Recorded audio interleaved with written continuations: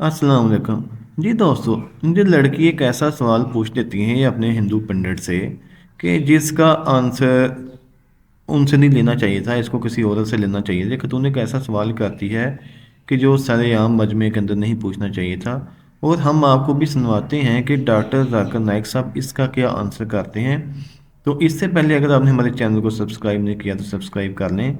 और आइए हम वीडियो का स्टार्ट करते हैं और देखते हैं ये औरत कौन सा ऐसा सवाल पूछ लेती है जिसकी वजह से हिंदू पंडित भी एंग्री हो जाता है, गुस्से में आ जाता है और वो इसका क्या आंसर करता है। एज में भी हैं तो भी हम तुलसी की माला धारण कर सकते हैं। तो उसके बाद ऐसा क्यों कंसीडर होता है जब एक विमेन मेंस्ट्रुएशन टाइम पे होती है तो उसे क्यों फिर अनप्योर कंसीडर करते हैं, जबकि जो हमारी माता रानी है वो खुद भी तो एक फीमेल है और जब वो अपने आसन पे होती है और जब वो सबको इक्वालिटी से ट्रीट करती है तो लोग क्यों फिर उस समय इनइक्वालिटी से ट्रीट करते हैं इस जी, आपको सवाल की समझ आ गया कि लड़की पूछना चाहती है कि जब वो पीरियड्स में होती है तो उस वक़्त जो पूजा करते हैं, जो हम इबादत करते हैं, वो कबूल क्यों नहीं होती, हमें क्यों रोका गया है। जबकि जो इनकी फ़ीमेल थी, जो इनकी माता रानी थी, वो भी तो कहती फ़ीमेल है, तो वो फ़ीमेल फिर क्यों थी।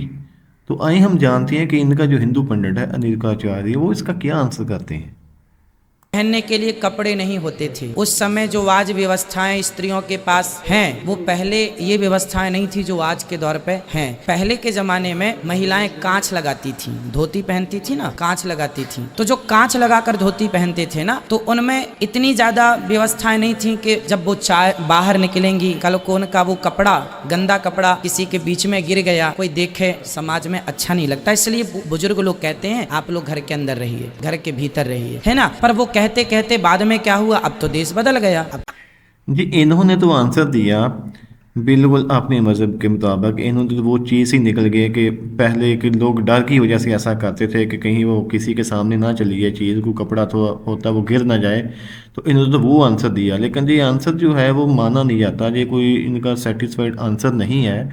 इनका आंसर हम जानते हैं डॉक्टर जाकिर नाइक साहब से, वो इसका क्या आंसर करते हैं हम उसको देखते हैं। वाले भाई साहब सूरत से है और पूछ रहे हैं कि इस्लाम पाक और नापाक में बहुत मानता है और जब खवातीन हैस में होती है ड्यूरिंग द मेंस्ट्रुअल साइकिल उस वक्त उन्हें इजाजत नहीं कि वो नमाज पढ़े, और ये कहना चाहते हैं कि क्योंकि उस वक्त औरत नापाक है और इसी नापाक के जरिए जब बच्चा पैदा होता है तो उस वक्त भी नमाज नहीं पढ़ने का हुक्म है। और इसका मतलब ये, क्या हर इंसान नापाक पैदा हुआ? ये फलसफा इंसान नापाक पैदा हुआ ये ईसाई का फलसफा है, मुसलमान का नहीं। ये जो आपने एग्जाम्पल दिया, मिसाल दी, उससे गलतफहमी हो सकती है, लेकिन मैं आपकी गलतफहमी को दूर करूंगा इंशाअल्लाह, क्योंकि मेडिकल डॉक्टर हूं। मैं जानता हूं कि औरत जब हैज के वक्त होती है during the menstrual cycles, there are various psychological changes, जो दिमाग की जो चेंजेस होते हैं psychological, many physiological changes take place. तो इस चेंजेस की वजह से अल्लाह सुब्हानहू व तआला ने औरतों को छूट दी है कि ऐसी हालत में आप नमाज पढ़ने की आपको जरूरत नहीं। छूट है मतलब कंसेशन। तो जब किसी आदमी को या औरत को कंसेशन दी जाती उसका मतलब नहीं कि ये उसे जलील कर रहा है,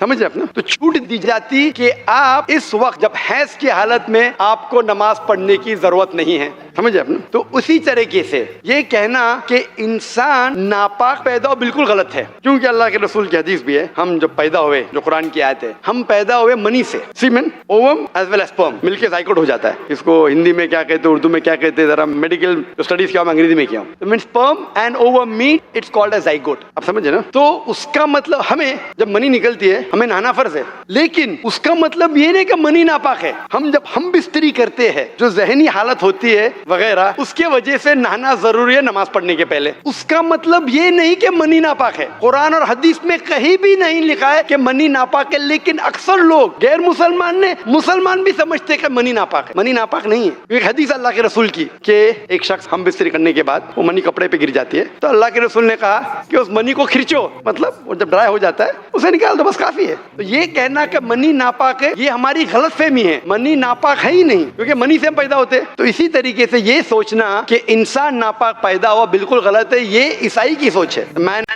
जी, डॉक्टर जाकिर नाइक साहब ने बिल्कुल ही सही आंसर दिया, बहुत ही प्यारा आंसर दिया कि इस्लाम के अंदर जब पीरियड्स का टाइम आ जाता है लेडीज़ को, तो उस वक़्त अल्लाह ताला इन्हें छूट देता है। उस वक़्त उनकी नमाज़ें होती है वो माफ़ होती है, वो रोज़े भी नहीं रख सकते, रोज़े भी इनको माफ़ होते हैं, तो वो छूट होती है। अगर ये कहा जाए कि मनी नापाक है तो इंसान नापाक पैदा हुआ, तो कहते हैं कि ये तो बिल्कुल ही गलत है। ऐसा नहीं है। اسلام کے اندر ہمارے پیارے صلی اللہ علیہ وسلم نے بھی ایسا نہیں بتایا. انہوں نے کہا کہ منی کا قطرہ گر جاتا ہے آپ کے کپڑوں کے اوپر، جب وہ خشک ہو جاتا ہے تو آپ اس کو کھرچ دو. ملنے سے رگڑنے سے کیا ہوتا ہے، وہ جو قطرے کی جو ہوتا ہے وہ وہاں سے داغ وہ ختم ہو جاتا ہے.